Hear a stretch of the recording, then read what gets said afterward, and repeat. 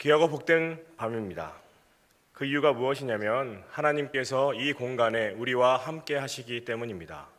또한 하나님의 말씀이 우리에게 울려 퍼질 것이기에 우리는 무척이나 기쁘고 행복함을 감출 수 없을 것입니다. 그와 같은 마음을 담아 옆에 분에게 이렇게 한번 인사해 보실까요? 아기 예수님이 이 땅에 오셨습니다. 아기 예수님이 이 땅에 오셨습니다. 오늘 우리가 읽은 본문의 말씀은 아기 예수님께서 이 땅 가운데 오신 역사적인 기록의 모습입니다. 특별히 헤롯 왕이라는 사람이 등장하게 되는데 이 사람이 유대의 왕으로 즉위한 나이는 30대 초중반이었습니다. 젊은 나이였지요. 그런데 젊은 나이에 요절하는 것이 아니라 30년이 넘게 유대 땅을 통치하며 나아갔던 왕이 헤롯 왕이었습니다. 또한 이 사람은 유대인은 아니었지만 유대인들의 호감을 얻기 위해 성전을 건축하는 것도 도와주며 물심양면으로 통치하고 다스렸던 왕 중에 한 명이었습니다. 그런 그에게 어떠한 소식이 들려지게 되는데 1절 말씀을 다시 한번 읽어보도록 하겠습니다. 시작. 헤롯 왕 때에 예수께서 유대 베들레헴에서 나심에 동방으로부터 박사들이 예루살렘에 이르러 말하되. 헤롯 왕 때 예수께서 유대 베들레헴에서 나셨다라는 소식이 들려오게 됩니다. 나셨다. 그것은 그 누구도 부인할 수 없는 역사적인 사실이다라는 말씀입니다. 어떠한 것이요? 아기 예수님께서 유대 베들레헴에 탄생하셨다라는 사실입니다. 이는 한 집안에 아기가 태어난 그 정도가 아니라 하나님께서 죄의 결박을 끊으시고 이 땅 가운데 죽음이 팽배한 그 상황들 가운데 복음의 생명과 복음의 능력을 허락해 주시겠다라는 능력의 아들이 이 땅 가운데 오셨다라는 역사적인 사실인 것입니다. 그런데 말씀을 계속해서 보시게 되면 동방으로부터 박사들이 예루살렘에 이르렀다라고 기록되어 있습니다. 아기 예수님께서는 유대 베들레헴에 나셨는데 동방으로부터 박사들은 베들레헴이 아니라 예루살렘에 도착하게 됩니다. 그 이유는 이 동방의 박사들은 아직 정확하게 예수님이 태어난 장소는 모르고 있었다라는 것이고, 하지만 더 놀라운 것은 무엇이었냐면 동방으로부터 이 예수님이 태어나신 그 사건이 너무나도 이례적이고 기적적이고 놀라운 일이었기 때문에 이 박사들이 찾아왔다라는 것입니다. 드디어 아기 예수님께서 베들레헴에 태어나셨다라는 이 소식이 수면 위로 드러나게 됩니다. 그 동방의 박사들은 이렇게 물어보고 있죠. 유대인의 왕으로 나신 이가 어디 계십니까? 유대인의 왕으로 나신 이가 어디 계십니까? 라고 물어보고 있습니다. 일반적으로 유대인의 왕이라고 하면 정치적인 왕을 지칭하고 합니다. 하지만 그 먼 동방에서 온 박사들이 그 정치적인 유대인의 왕을 바라며 왔겠습니까? 본인의 나라도 아니고 다른 나라의 왕이 태어났으면 아무 상관이 없을 것이었습니다. 하지만 동방의 박사들은 알고 있었습니다. 이 땅 가운데 태어나신 분이 진정한 유대인의 왕 메시아였다라는 사실을 알고 찾아왔던 것입니다. 그래서 물어보는 것이지요. 유대인의 왕으로 나신 이가 어디 계십니까? 라고 말입니다. 더 나아가서 그들은 이렇게 고백합니다. 우리가 동방에서 그의 별을 보고 따라왔다라고요. 동방에서 그의 별을 봤다라는 건 천측을 관측하고 또한 그들의 무수한 지식을 통해 그의 별의 예수 그리스도의 별을 관측하고 바라봤다라는 것인데, 놀라운 것은 그것을 바라보며 하나님의 초자연적인 현상을 묵도하며 따라왔다라는 것입니다. 생각을 해보십시오, 여러분. 아기 예수님의 그 별, 동방 박사만 봤을까요? 수많은 사람들이 봤을 것입니다. 혹은 유대 베들레헴에 예루살렘에 살고 있었던 사람들도 봤을 것입니다. 하지만 유일하게 그 별을 보고 따라온 자들이 동방의 박사들이었습니다. 이방인이었다라는 것입니다. 이것을 보며 하나님께서 우리에게 주시는 은혜는 무엇입니까? 아무리 이방인이라 할지라도 하나님께서 믿음의 눈을 주신다면 그 믿음의 눈을 갖고 실천하며 예수 그리스도께 찾아올 수 있다라는 사실입니다. 바라기는 여러분의 신앙의 삶 가운데 정말로 이 예수 그리스도의 별을 보며 믿음의 눈으로 이 별을 보며 나아갈 수 있기를 원합니다. 다른 모든 사람들이 예수 그리스도의 별을 보면서 그냥 지나가는 것이 아니라 정말로 이 동방의 박사들처럼 그의 별을 보고 믿음으로 순종하며 실천하며 따라올 수 있는 그와 같은 하나님의 축복의 눈, 믿음의 눈을 소유할 수 있는 우리 모든 주사랑 가족들 될 수 있기를 간절히 소원합니다.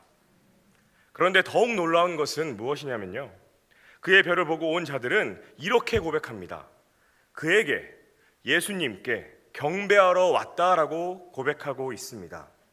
경배한다라는 것, 그것은 일반적으로 신에게 존경을 표시하는 것입니다.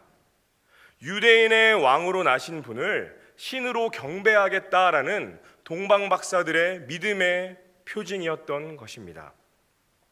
그렇습니다, 여러분. 하나님께서 우리에게 허락하여 주신 믿음의 눈의 그 실천의 결국은 예수 그리스도를 경배하는 데까지 나아가야 한다라는 것입니다. 단순히 내가 믿고 신뢰하며 나아가는 그 예수님이 수많은 신들 가운데 한 분이 아니라, 수많은 왕들 가운데 한 분이 아니라 유일하신 왕, 유일하신 구원자, 유일하신 그리스도이심을 믿고 신뢰하며 나아가야 한다라는 것을 동방의 박사들은 일찍이 우리에게 알려주고 있었던 것입니다. 믿음의 눈을 갖고 아기 예수님을 경배하러 옴을 통해서 말이죠. 바라기는 여러분의 삶이 믿음의 눈을 통해 하나님 한 분만을 온전하게 경배하며 나아갈 수 있기를 소망합니다. 그것이야말로 하나님께서 우리에게 이 땅 가운데 아기 예수님을 주신 이유와 목적 아니겠습니까? 또한 인간의 제일 된 목적은 무엇입니까, 여러분? 하나님을 영화롭게 하는 것, 곧 하나님을 예배하는 것입니다. 그것이 우리의 사명의 첫 번째인 줄 믿습니다. 거기에서부터 우리의 사명은 시작되는 것입니다. 우리가 아무리 열심히 준비한다 할지라도 우리의 예배가 온전히 서 있지 못한다면 우리의 사명은 아무것도 아닌 것입니다. 바라기는 여러분의 사명이 제일 먼저 하나님께 예배하는 그 자리에서 온전하게 설 수 있기를 축복합니다. 그것이야말로 아기 예수님이 이 땅 가운데 오신 목적이기 때문입니다. 또한 이어서 3절과 4절 말씀을 다 같이 읽어보도록 하겠습니다. 시작.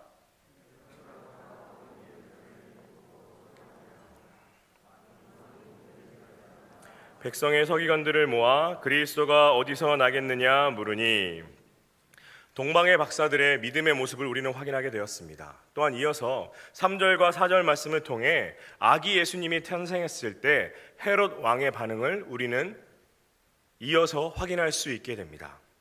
어떻게 표현되어 있습니까? 헤롯 왕과 온 예루살렘이 듣고 소동하였다라고 되어 있습니다. 소동하였다, 그 뜻은 마음이 심히 교란되고 공포 가운데 발칵 뒤집혔다라는 것입니다. 마음이 심히 교란되고 공포 가운데 발칵 뒤집혔다라는 말씀입니다. 헤롯 왕이 그와 같이 소동하는 것은 당연한 것처럼 보일 수밖에 없습니다. 왜냐하면 헤롯 왕은 그 임기 가운데 30년이 넘는 그 임기 가운데 자기 자신의 위치를 지키기 위해 아내와 두 아들까지도 죽이는 것을 서슴지 않았던 명예욕에 심취한 왕이었기 때문입니다. 그런 왕에게 유대인의 또 다른 왕이 등장했다라는 것은 그의 마음을 소동하기에는 너무나 충분한 조건이었던 것이죠. 그런데 놀라운 것은 무엇입니까, 여러분? 말씀에 이렇게 나와 있지 않습니까? 온 예루살렘이 듣고 소동한지라. 곧 헤롯 왕뿐만 아니라 온 예루살렘, 이스라엘 모든 백성들도 소동했다라는 것입니다. 마음이 심히 교란되고 공포 가운데 발칵 뒤집혔다라고요. 아이러니하지 않습니까, 여러분? 예루살렘 사람들은, 유대인들은 메시아 그리스도를 구하며 간구하며 나아갔던 족속들입니다. 그런데 그 아기 예수님이 탄생하셨다라는 소식을 듣고 기뻐하기는커녕 헤롯 왕과 함께 그와 같은 마음으로 소동했다라고 표현하고 있습니다. 왜 그렇게 이들은 소동하였던 것일까요? 그것은 헤롯 왕을 두려워했기 때문입니다. 긴 통치 기간 자기 자신들을 억압하고 통치하였던 그 헤롯 왕의 심기가 불편해지는 것을 두려워했기 때문에 이 이스라엘 사람들, 예루살렘 온 국민들은 하나님 언약의 말씀의 성취가 코앞에 있음에도 불구하고 눈앞에 있는 두려움에 그 헤롯 왕 때문에 함께 소동하며 두렵고 떨며 낭망할 수밖에 없었던 것입니다. 이것이 우리에게 주시는 은혜는 무엇입니까? 우리 또한 현실 가운데 헤롯 왕처럼 우리를 낭망하게 하고 소동하게 하는 어려움이 있을 수 있다는 것입니다. 하지만 지금 이 시간 하나님께서는 우리에게 말씀하고 계신 것입니다. 소동하지 말아라. 헤롯 왕과 같은 어려움이 있다 할지라도 언약의 성취되시는 아기 예수님께서 이 땅 가운데 태어나셨다라는 사실입니다. 그것이야말로 하나님께서 우리에게 허락하여 주신 복음 아니겠습니까, 여러분? 바라기는 여러분의 삶 가운데 헤롯 왕과 같은 두려움과 어려움이 엄습할지도 모르겠습니다. 그래서 하나님의 말씀이 있음을 알고 있음에도 그 두려움 앞에 벌벌 떨며 두렵고 정말 낭망하며 쓰러질지도 모르겠습니다. 하지만 사랑하는 여러분, 기억하십시오. 아기 예수님은 이 땅 가운데 오셨습니다. 우리의 어려움과 슬픔과 그 모든 것을 해결해 주시고자 이 땅 가운데 태어나셨습니다. 그 아기 예수님을 믿음으로 신뢰하며 나아갈 수 있는 저와 여러분 될 수 있기를 간절히 소망합니다. 또한 이어서 말씀을 보시게 되면 헤롯 왕은 여기서 멈추는 것이 아니었습니다. 그리스도가 어디서 나겠느냐라고 집요하게 물어보며 주변의 모든 사람들에게 집착하는 모습을 보여주게 됩니다. 그런데 놀라운 표현입니다. 그리스도가 어디서 나겠느냐라고 말씀하고 있기 때문입니다. 헤롯 왕의 입에서 나온 것입니다. 이방인이었습니다. 이방인이 유대인의 왕이 어디서 나겠느냐라고 말한 것이 아니라 그리스도께서 어디서 나겠느냐라고 말씀하고 계신 것입니다. 즉 헤롯도 알고 있었던 것입니다. 통치를 하면서 유대인들에게 주구장창 들어왔겠지요. 이 땅 가운데 그리스도 메시아가 태어날 것이다 라는 사실들을요. 하지만 헤롯은 아는 것까지만 나아갔던 것이었습니다. 아는 것에서 그 모든 상황을 뛰어넘어서 믿음으로 나아가지 못했던 것입니다. 바라기는 우리 주사랑 여러분의 모든 믿음과 신앙이 이 헤롯처럼 아는 것에서 끝나지 않기를 축원합니다. 아는 것에서 끝나는 것이 아니라 믿음 그 저 너머까지 나아갈 수 있기를 원합니다. 그리할 때 아기 예수님이 나의 마음속에 온전하게 좌정하실 것이기 때문입니다. 끝으로 오늘 본문 말씀 5절과 6절 말씀을 다 같이 읽어보도록 하겠습니다. 시작. 이르되 유대 베들레헴이오니 이는 선지자로 이렇게 기록된 바 또 유대 땅 베들레헴아 너는 유대 고을 중에서 가장 작지 아니하도다. 내게서 한 다스리는 자가 나와서 내 백성 이스라엘의 목자가 되리라 하였음이니이다. 말씀은 이렇게 기록하고 있지요. 선지자로 이렇게 기록된 바, 이것은 무엇입니까? 하나님께서 선지자를 통해 이 말씀을 확증하셨다라는 의미이고, 더 나아가서는 구약의 선지자의 말씀이 신약 시대에도 여전히 효력이 있는 말씀으로 증거되고 있다라는 것입니다.